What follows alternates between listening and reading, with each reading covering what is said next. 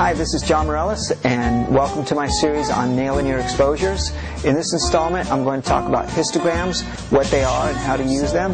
You've probably seen histograms on the back of your camera or in your computer when you're working in Photoshop, and maybe you have an idea of what they are, but you're not exactly sure how to use them to create great results with your images.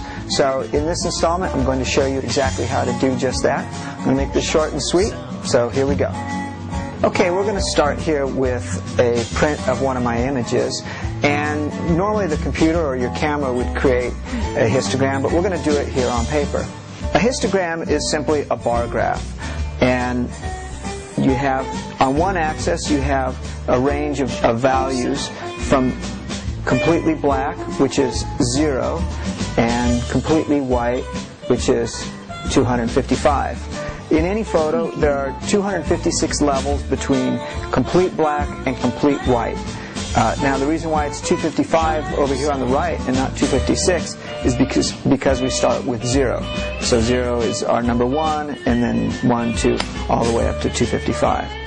And then on our other axis over here, we have the frequency. How many times does an individual pixel occur? So let's say there are 10,000 pixels in a photograph, then, you know, up here would be 10,000 would be the maximum number of pixels that could occur in the photo. So what we're going to do now is we're going to look at our photograph, and we're going to pick out areas of complete blackness, areas that would be rendered as, or defined as 0. So probably the darkest part of the scene is here in the curtains and in the gloves. There's absolutely no detail in the gloves. Underneath the sofa here, these are all areas of, these are all black areas. So what the histogram does, what the computer essentially does, is it takes an individual pixel, and if it's a 0, it puts it in here in our graph, and if there's more than one, it sort of stacks our pixels up and creates a bar. And then as there are more pixels, the bar gets higher, and in this case we're going to make it higher still. Higher still, because we have a lot of black areas, so the histogram is going to be very high. And we're going to ignore this 10,000 over here. So these bars might represent 1, 2, 3, 4, 5 within our levels of darkness within the histogram. Now, so that we have lots of black areas, so our histogram is going to reflect that there's a lot of black areas. Now, let's look at the highlights. We've got some highlights here that are completely blown out. So we're going to see here is a bar reflecting some blown out highlights. And then there's some highlights that aren't quite so blown out. There's not many, so the bar isn't going to be very high. Now, the white of the dress is actually more of a gray. It's not a very bright white.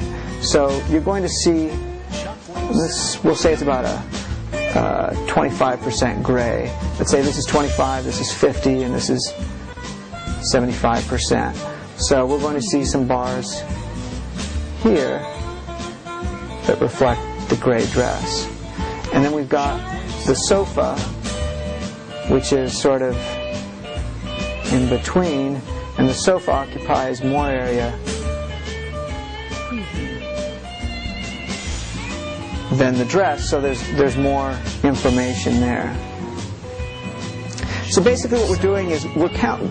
These bars represent pixels, and the more pixels there are of a given tone, the higher the bar is going to be. So there's lots of black areas, we have high bars. There's not a lot of highlight areas, so we have a very low bar. And these bars are distributed throughout the entire tonal range. And what happens in the histogram that we'll see is that the bars continue to get filled in. We have our highlight areas. There's not as many of those.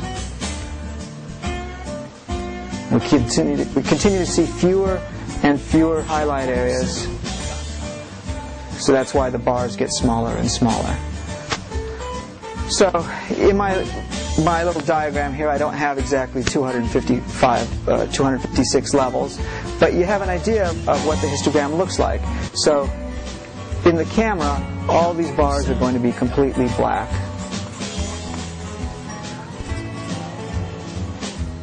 So that's basically what it is. Our histogram is a bar graph that shows how many pixels we have of any given tone. The more pixels in one area, such as our shadows, the higher the bars are going to be. The less there are, such as in our highlights, the lower the bars are going to be. Finally, here's the image loaded on the computer with the histogram, so you can see what the actual histogram looks like. And you can see that the histogram that I drew out is actually fairly close to the histogram that is in the computer. So hopefully you have a better understanding of histograms, and we're going to use this knowledge in our next installment to create the exposures that we need to make sure our clients are happy. So for the Photographer's Toolkit, thanks for checking in, and I hope to see you soon.